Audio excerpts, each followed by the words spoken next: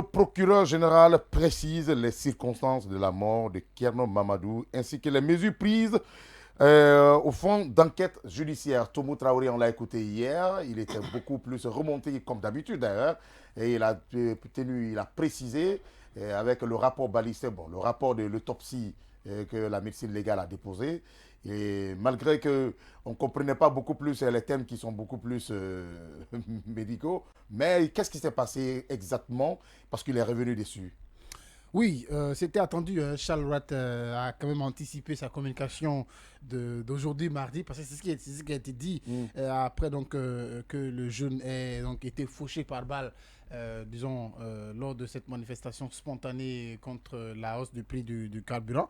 Il a quand même annoncé que les résultats des enquêtes devraient être disponibles comme aujourd'hui, mardi 7 juin. Oui. Et il a quand même anticipé sa communication, comme je le disais, suite à la sortie du FNDC qui avait annoncé une marche funèbre. Donc dimanche, oui, effectivement, avant-hier, il a quand même, il était face à la presse où il a donné certains éléments, justement avec la balle qui a été retrouvée et puis le corps qui devait aller à Timbo. Effectivement, il s'est insurgé contre la récupération politique. Donc, il avait annoncé qu'hier, effectivement, lundi, il allait revenir sur le rapport de l'autopsie pour un peu élucider les circonstances donc, de la mort du jeune Thierno Mamadou Diallo. Je ne sais pas si c'est Thierno Mamadou Diallo ou Thierno Mamoudou Diallo, parce que hier, dans ses propos, il disait toujours Mamoudou, puisque pourtant on est habitué à dire Thierno Mamadou. Alors, il dit que, effectivement que la mort du jeune est due à un traumatisme d'origine balistique tiré dans une position de généflexion probable de la victime. Donc, le procureur ne s'est pas quand même empêché à quand même révéler les circonstances de la mort du jeune Thierno Mamadou Diallo. Pour lui, aujourd'hui, on devrait quand même faire lumière sur la mort du jeune. Mais la question qui lui a été posée, c'est est-ce que la balle, puisqu'on a retrouvé la balle, est-ce qu'on peut quand même savoir de quelle unité cette balle venait? Il s'est réservé de le dire.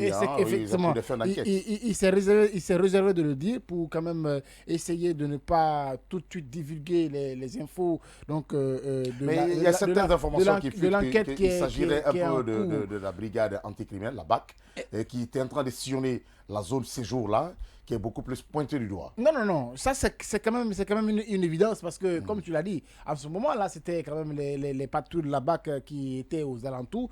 Mais on ne peut pas quand même s'hasarder à lui dire que aussi c'est la BAC ou pas. Il s'est réservé de donner quand même le nom, ou en tout cas le numéro de l'unité pour essayer de l'identifier à la presse. Mais après, ce qui reste, c'est que l'enquête va se poursuivre et ce n'est pas encore terminé. Il a quand même insisté sur le fait qu'il revient de droit de donner, en tout cas de communiquer sur cette enquête qui est quand même en cours. Donc, Charles Watt ne s'est pas réservé à aussi dénoncer a aussi informé qu'un examen externe du corps de Thierno Mamadou Diallo a quand même eu lieu et que de ce côté, la balle lui aurait atteint donc, comme je l'ai rappelé, au niveau d'un traumatisme d'origine balistique, mais le procureur Charles Watt était quand même prudent, parce que pour ceux qui l'ont suivi, il était un tout petit peu prudent sur certaines informations. C'est judiciaire, on ne divulgue pas tout. Je suis d'accord. Oui. Ce qu'il faut rappeler, ou peut-être ce qu'il faut dire pour clore, c'est que c'est quand même une avancée qu'il faut saluer, parce que quand le jeune est tombé, moi j'ai fait partie de ceux qui ont dit quand même ici qu'on devrait faire lumière sur les circonstances de la mort de ce jeune. C'est la première victime quand même sous les CNRD, et il fallait quand même faire les circonstances élucidées, effectivement, parce que de par le passé, des gens meurent, on dit qu'il y a des enquêtes qui sont ouvertes, mais après il n'y a pas d'issue. Cette spontanéité, le fait d'accélérer très vite les choses pour quand même, ça soulage quand même la famille de ce jeune, n'est-ce pas? Que la famille sache effectivement aujourd'hui qu'est-ce qui est arrivé à leur enfant et quelle est la suite de l'enquête qui est en cours. Donc, il faut saluer le travail fait par le procureur Charles. Oui, aujourd'hui, pour vous, il y a espoir. Aminata, non, il y a espoir. Oui, il y a espoir. Parce qu'après ces enquêtes, la rapidité quand même, parce qu'il a souligné, le procureur, la rapidité, la promptitude dans les enquêtes, et puis directement le rapport de l'autopsie, cette promptitude. Est-ce qu'il y a espoir aujourd'hui que des têtes vont tomber? Non. Bien sûr qu'il y en a. Déjà, nous le savons tous qu'on n'était pas. Bon, le Guinéen n'était pas habitué à cette rapidité dans les examens et surtout dans les enquêtes. Parce que avant, même s'ils avaient les résultats des enquêtes et tous les résultats de l'autopsie, ils ne permettaient pas un peu de mettre à la disposition de tout un chacun. Mais on voit aujourd'hui un procureur et surtout un Charles qui est vraiment impliqué dans cette affaire et il est en train vraiment de se donner corps et âme pour que ça aboutisse. Donc, c'est quand même quelque chose à saluer.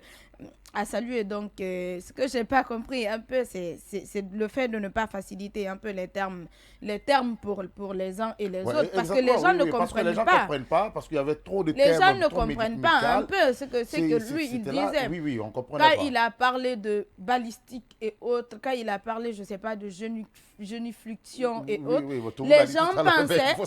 les gens pensaient en fait que c'était le jeune qui était dans cette position et non en fait le tueur. Parce que moi j'ai lu un peu les commentaires, ils pensaient que oui, que ça n'allait pas. Quand Charles a parlé de balistique, quand il a parlé de traumatisme et tout, et il se disait oui, que l'enquête n'allait pas aboutir parce que Charles est en train un peu de sauver, de sauver les personnes qui seraient impliquées dans cette situation. Sauf que ce n'est pas ça, parce que la population ne connaît pas un peu les termes et tout. Mais, encore une fois, moi, je suis optimiste par rapport à cette situation. Au-delà de ça, c'est que c'est une ouverture qui est en train d'être faite. Le cas de ce jeune est une ouverture pour, peut-être, on ne le souhaite pas, toutes les autres victimes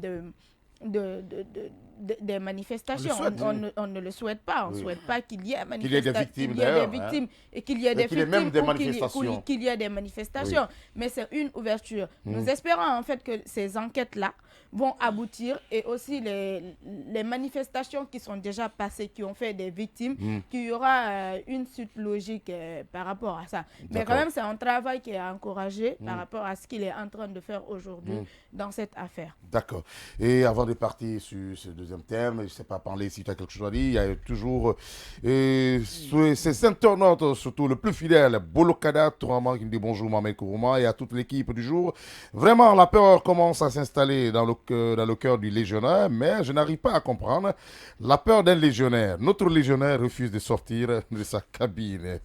Ça ne va pas vraiment. Bolokada Tourama, l'enfant chéri de Dingira. Et si Daouda Aïsata Léo, bonjour les polémistes, je vous suis depuis Saint-Pétersbourg en Russie.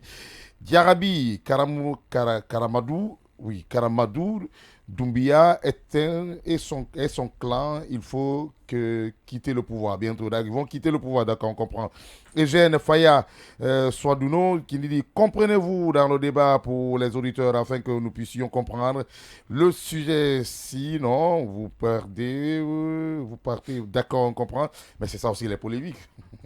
Abraham, le souverain, qui nous dit ceci. Bonjour monsieur les journalistes, bonjour monsieur Kourouma, sincèrement je suis déçu des jeunes du FNDC parce que dans leur communiqué ils n'ont pas mentionné le nom du jeune poignardé, oui, par les manifestants qui nous montrent que ces jeunes sont dans un combat de bandits, des morts comme trophée afin de faire chanter notre pays à l'international. La vérité, le FNDC a la même politique que l'UFDG. Est-ce une société civile? Ceci dit, après cette transition, puisqu'il est 5h37, nous allons revenir sur ce deuxième thème tout à l'heure.